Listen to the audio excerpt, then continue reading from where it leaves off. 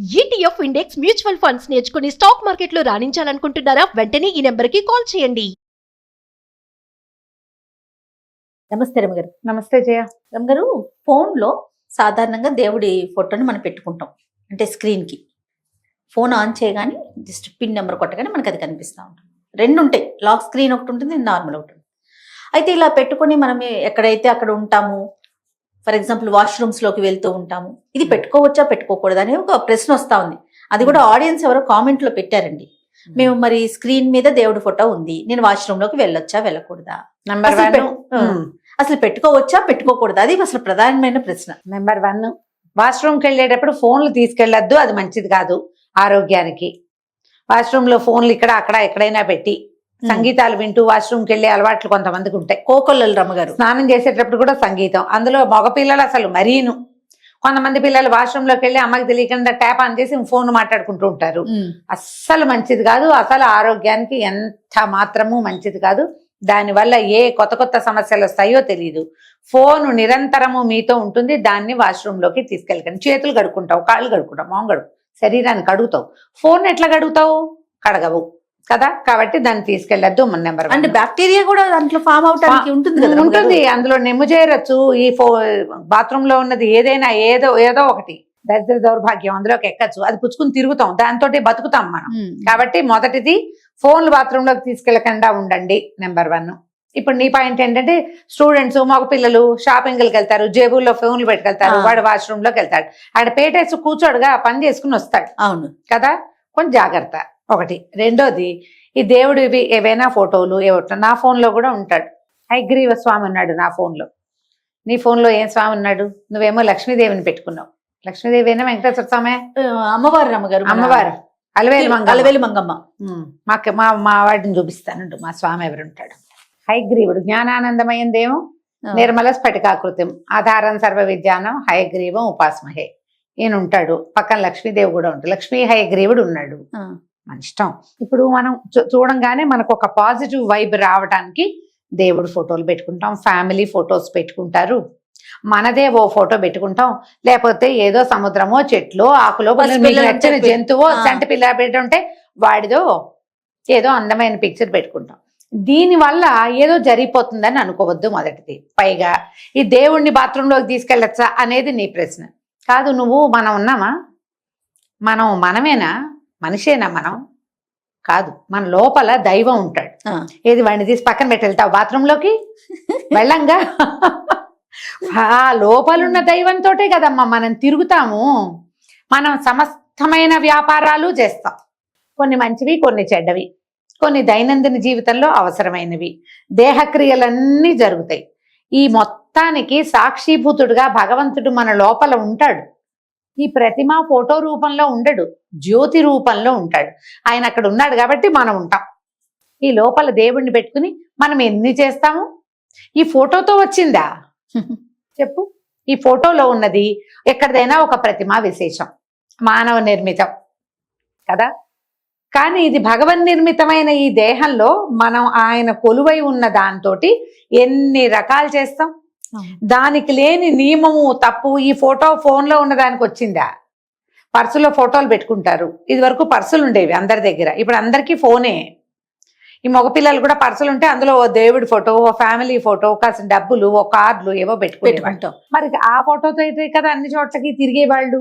దానికి లేని తప్పు దీనికి ఎందుకు? కుశంకలు మానేయండి ఇలాంటివి. పైగా అందులో ఉంది, దాన్ని ఇట్లా స్క్రోల్ చేయటం తప్పేమో అనిపిస్తుంది నాకు. ఇంకొకటి తప్పు అనిపిస్తుంది, ఇది తప్పు కాదు. ఈ దేవుడివి కాలర్ ట్యూను, ఏదో గాయత్రి మంత్రం కాలర్ ట్యూన్ పెట్టుకుంటారు, ఏదో మంత్రాలు పెట్టేసుకుంటున్నారు కొంతమంది. కారు రివర్స్ కి వాటికి కూడా పెట్టేస్తారు. అవి తప్పు. ఎప్పుడు పడితే అప్పుడు ఒకటి. తర్వాత ఏమో సగంలో ఉండగానే మంత్రం మనం మానేస్తాం, మనం ఎత్తేస్తాం ఫోన్. ఆ మంత్రం సగం వినపడడం వల్ల నీకు వచ్చే పాజిటివ్ వైబ్ ఏం లేదు. ఫుల్ మోగేదాకా నువ్వు చూస్తూ కూర్చోవు కదా, మధ్యలో ఎత్తుతావు. దీనికంటే అదంత మంచిది కాదు. ఆ మంత్రాన్ని సర్వకాల సర్వాసలు నువ్వు అది బాత్రూంలో ఉన్నా మోగుతుంది, బెడ్రూమ్లో ఉన్నా మోగుతుంది, ఎక్కడున్నా మోగుతుంది కదా. దానివల్ల నీకు వచ్చే పాజిటివ్ వైబ్ కంటే ఫోటో ఉండటం వల్ల పెద్ద చెడేమీ జరగదు. దాని మీద అనుమానాలు పడద్దు జయ. ఇప్పుడు మనకు ఎట్లా అవుతుందంటే, ఇందులో కూడా ఇంకొక కొన్ని విషయాలు జరుగుతాయా. ఏదో ఒక ఫోటో నేనే ఎక్కడికో వెళ్ళా, నీకు పటం తెచ్చిచ్చా, నువ్వు 10 రోజులు దేవుడి గదిలో పెట్టుకున్నావు, తర్వాత ఆ పటం చిరిగిందో లేకపోతే కొత్త పటాలు వచ్చాయో, ఈ పూజ చేసిన పటం తీయటానికి భయం వేస్తుందమ్మా. అట్లాంటి పేరుకుపోతాయి కదా రమ్మగారు, పేరుకుపోతాయి. మనం ఎన్ని పేరుకుపోతాయి. పెట్టుకోగలుగుతాం? అందుకే పాత రోజుల్లో ఏమనే వాళ్ళు, వేసేటప్పుడు వేపకొమ్మ తీయబోతే అసిరెమ్మ అంటారు. వేసేటప్పుడు అది వేప చెట్టే, రేపొద్దున వేప చెట్టు తీయాలని, అమ్మో ఇది అసిరెమ్మ తల్లి జేజీ అమ్మవారు, ఆమెను తీలేం. ఎంత భయం వస్తుందో. అది వేప చెట్టుగానే నువ్వు భావించవు, దాంట్లో దైవత్వాన్ని నువ్వు ఆపాదిస్తావు, దాన్ని తీయాలంటే భయం వేస్తుంది. క్యాజువల్ గా ఉండండి. కొన్నిటికి ఎక్కువ ఊహించుకోవద్దు. మీరు ఎక్కువగా ఊహించుకోవాల్సింది ఏంటి, ఏవైనా తప్పులు పొరపాట్లు చేయకూడని నానా రకాల పనులు చేసేటప్పుడు ఏమి ఆలోచించాం, చేసి పారేస్తాం. ఏమిటో వీటికి ఆలోచిస్తాం. ఎందుకంత ఆలోచన? మీ ఫోన్లో దేవుడి ఫోటోలు పెట్టుకోండి, అవి మీతో ఉన్నంత మాత్రాన మీకు జరిగే నష్టం కానీ ఏమీ లేదు, భయం లేదు. బాత్రూంలోకి అప్పుడప్పుడు ఎప్పుడైనా తీసుకెళ్లాల్సి వస్తే తీసుకెళ్ళండి, దేవుణ్ణి తీసుకెళ్తాం అనుకోకండి. దేవుణ్ణి ఇక్కడ తీసుకుపోతున్నావు, నువ్వు జీవించి ఉన్నావు, దీనికి లేని తప్పు దానికి అస్సలు ఉండదు. అసలు ఫోన్లు బాత్రూంలోకి తీసుకెళ్ళదు. కొంచెం కుశంకలు తగ్గించుకోండి. మీరు శంకలు పెంచుకున్న కొద్దికి మీ జీవితం శంకాకులితం అయిపోతుంది.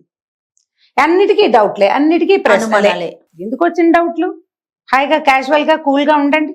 పాజిటివ్ గా బిహేవ్ చేయాల్సిన చోట పాజిటివ్ గా బిహేవ్ చెయ్యండి. మీకు నెగిటివ్ గా అనిపిస్తోంది అనుకో, ప్రశ్న కాదు, మానేయండి. ఏమంటే ఇది నెగిటివ్ గా అనిపిస్తుంది, ఏం చేయమంటారు అని ఎవరినైనా అడగద్దు. నీకు నెగిటివా, మానేయి. అన్ని మానేయాల్సి వచ్చింది అనుకో, నీకే బుద్ధి వచ్చి సరిగ్గా ఉంటావు నువ్వు అప్పుడు. కరెక్ట్, అంతే. అన్ని మానేయాల్సి వస్తుంది, ప్రతి నెగిటివిటీయే.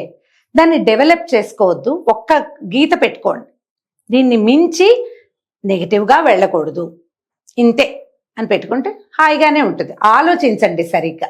అసలు ముందు ప్రశ్న అడిగే ముందు ఆలోచిస్తే ఇంతసేపు నేను మాట్లాడక్కర్లేదు. నన్ను అంటున్నారు రమ్మగారు మీరు. ఎవరు అడిగారో వాళ్ళకి చెప్తున్నా. నాకు కూడా ఉంది ఈ డౌట్. నన్ను అడుగుతారు, 2-3 అడిగారు నన్ను అట్లా. ఏవో కొన్ని రోజులు ఒక పూజ చేసుకున్నామండి, మానేయటానికి భయం. 7 శనివారాలు వ్రతం చేసుకున్నాం, 7 వీక్స్, 8th వీక్ చెయ్యాలని ఎవరో చెప్పారట. 7 వారాలు చాలని నేను అనుకుంటా. 8వ వారం గుడికి వెళ్దామా, 7వ వారమే వెళ్ళిపోవచ్చు. కాదు, అయిపోతుంది కదా. కాదు, ఆ 8వ వారం పీరియడ్ వచ్చింది, ఇప్పుడు ఏం చెయ్యాలి, మళ్ళీ ఈ 7 చెయ్యాలా? అక్కయ్యలు ఎంతమంది ఎలాంటి వాళ్ళు ఉన్నారు. అన్ని అనుమానాలు. పాపం వాళ్ళకు ఉండదు, వాళ్ళు ఊరుకుంటారు. ఎవరో పక్కింటి అక్క ఉంటుంది, నాబోటిది పనిలేంది, అది వచ్చి చెప్తుంది. అది కాదు, బ్రేక్ చేయకుండా చేయాలి. నేనైతే బ్రేక్ చేయకుండా చేశాను తెలుసు. ఎట్లా సాధ్యం గారు ఆడవాళ్ళకి బ్రేక్ చేయకుండా? అసలు మేము బ్రేక్ చేయకుండా చేశాము, మాకు అద్భుతమైన ఫలితం వచ్చింది. బ్రేక్ చేస్తే ఏమొస్తుందో ఏమిటో అనగానే భయం వేస్తుంది. ఇక్కడ రమ్మగారు, ఒక నెలలో 4 వారాలు చేయాలంటే 1 వారం ఖచ్చితంగా బ్రేక్ మస్ట్ కదా ఎవరికైనా, స్త్రీకి. ఎట్లా రమ్మగారు? అంటే ఏదో మిడిల్ ఆఫ్ ద డేస్ లో ఏదైనా కుదిరితే కుదరచ్చు కొంతమందికి, కానీ అన్నప్పుడు అందరికి కానే కాదు. అలా కుదరదు కదా, కుదరదు. అందుకని నేను అన్నేసి బయటకు వద్దామా, సింపుల్ గా పెట్టుకోండి అని కూడా చెప్తా. ఇలాంటివి వస్తాయి, ఈ కుస్సెంకలు మానండి తప్పకుండా. అంతే. రైట్ అమ్మగారు, నమస్తే. నమస్తే.